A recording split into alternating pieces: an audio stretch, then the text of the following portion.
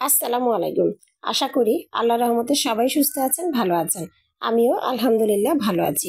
আজকে যে রেসিপিটা নিয়ে আসলাম, প্রথম রেসিপিটা হচ্ছে টাকি মাছ। টাকি মাছ কী দিয়ে রান্না করবো একটু পরেই দেখতে পারবেন। প্রথমে আমি বেসিক মশলা পেঁয়াজ বাটা, রসুন বাটা ভালো করে তেলে ভেজে নিলাম, কাঁচা গন্ধটা চলে যাওয়া পর্যন্ত। এই তো এটা ভেজে নেওয়ার পরে আমি অল্প করে পানি দিয়ে দিব গুঁড়ো মশলা ভাজার জন্য। তা না হলে গুঁড়ো মশলাটা দিলে এটা পুড়ে যাবে। এবার আমি গুঁড়ো মশলার মধ্যে হলুদের গুঁড়া, মরিচ এবং কাঁচা মরিচ দিয়ে দিচ্ছি। আমি সাধারণত আমার রান্নাগুলো কাঁচা মরিচ দিয়েই করে থাকি। এবার এই মশলাটাও ভালো করে কষিয়ে নিব। যখন তেল ছেড়ে দিবে এভাবে, তারপর দিয়ে দিচ্ছি ফুলকপি, আলু এবং টমেটো। আমি আজকে টাকি মাছ সবজি দিয়ে করছি। সবার শেষে এটার মধ্যে আর কি দেওয়া যায়? হ্যাঁ, ঠিকই ধরেছেন, সবার শেষে আমি দিয়ে দিব ধনিয়া পাতা। এই ধরনের তরকারিতে ধনিয়া পাতা দিলে খেতে খুব স্বাদ লাগে। এই তো এবার তরকারিগুলো দিয়ে আমি পরিমাণ মতো পানি দিয়ে ঢাকা দিয়ে দিব সিদ্ধ হওয়া পর্যন্ত। এগুলো সিদ্ধ হয়ে আসলে ঝোলের পানি দিয়ে দিব পরিমাণ মতো। ঝোল যখন বলক আসবে তখন আমি ভাজা মাছগুলো দিয়ে দিব। আমার পেজের ভিডিওগুলো ভালো লাগলে অবশ্যই আমার পেজে লাইক এবং ফলো দিয়ে পাশেই থাকবেন। আর আপনাদের ফ্রেন্ড এবং ফ্যামিলিকে যদি আমার রান্নাগুলো ভালো লাগে তাহলে একটা করে শেয়ার দিয়ে দিবেন। আপনাদের একটা শেয়ার আমার জন্য অনেক মূল্যবান।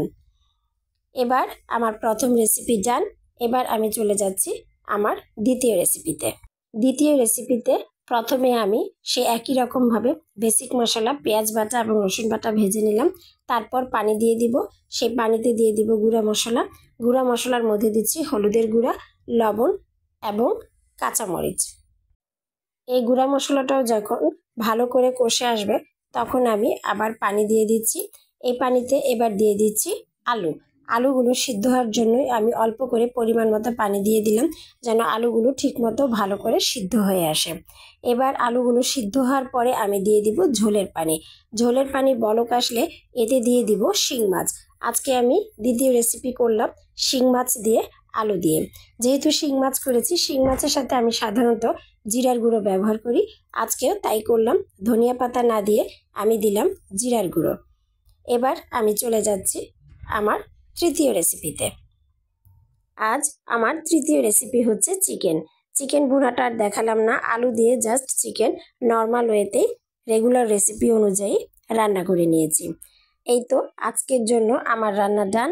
আমার ভিডিওগুলো ধৈর্য সহকারে দেখার জন্য আপনাদের সবাইকে আন্তরিকভাবে ধন্যবাদ।